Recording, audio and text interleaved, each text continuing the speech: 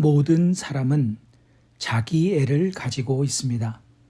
누구나 자기 자신을 사랑합니다.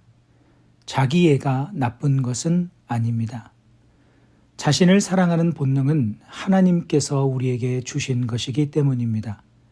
자기 애가 있기에 좋은 음식을 먹으려 하고 운동을 하려고 하고 자기 개발에 힘쓰게 됩니다. 자기 애는 하나님께서 우리 스스로를 잘 돌볼 수 있도록 주신 선물 중 하나입니다.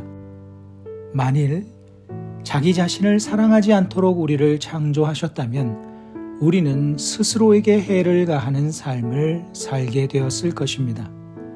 하나님께서는 자기 애를 통해 우리 자신을 사랑하고 또 케어하며 살도록 하셨습니다. 하지만 그런 자기 애가 잘못된 모습을 가질 수 있는데 그 모습 중 하나가 바로 이기심입니다.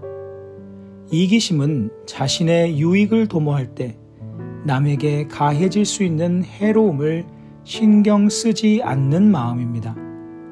자신의 유익을 위해서라면 다른 사람의 희생이나 헌신, 다른 사람들이 겪는 손해 등을 신경 쓰지 않습니다.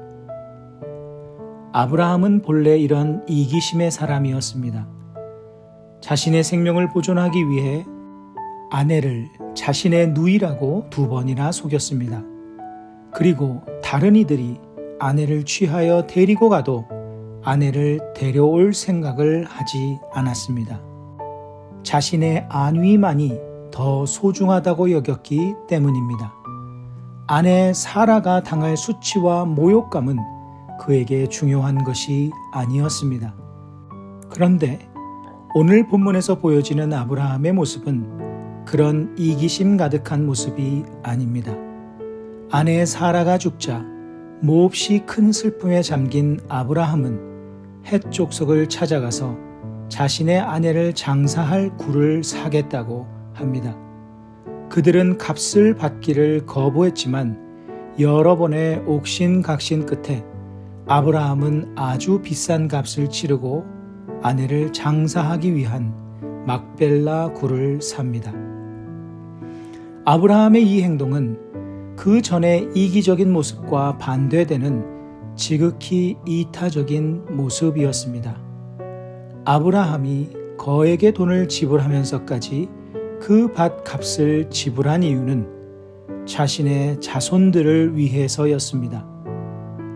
가나안 땅에 위치한 막벨라 굴을 가족 묘로 구입함으로써 그 자손 때에서도 합법적인 그들의 소유지가 될 것이었기 때문입니다. 즉, 자신의 죽음 이후에라도 후손들의 권리를 보증하기 위함이었습니다. 아브라함은 후손이 치러야 할 대가를 대신 치러준 것입니다. 아브라함이 이기적인 사람에서 이타적인 사람이 될 수 있었던 것은 결국 그를 지키는 것은 자기 자신이 아니라 하나님이심을 경험하며 깨달았기 때문입니다. 아내인 사라를 희생시키면서까지 지키려고 했던 자신의 목숨을 지켜주신 분은 결국 하나님이심을 믿게 되었기 때문입니다. 신앙의 여정은 나만을 위해 살았던 이기심으로부터 하나님의 사랑과 돌보심을 경험하며 나를 위한 케어를 하나님께 맡기고 타인을 위한 이타심으로 옮겨져 가는 과정입니다. 아브라함의 이런 이타적 사랑에 기반한 값의 지불은 결국 하나님께서 약속하신 땅인 가나안의 일부가 아브라함 후손들의 공식 소유지가 되게 만들었습니다. 아브라함의 이타심을 통해 하나님의 계획과 약속을 이루어 가신 것입니다. 우리 또한 마찬가지입니다.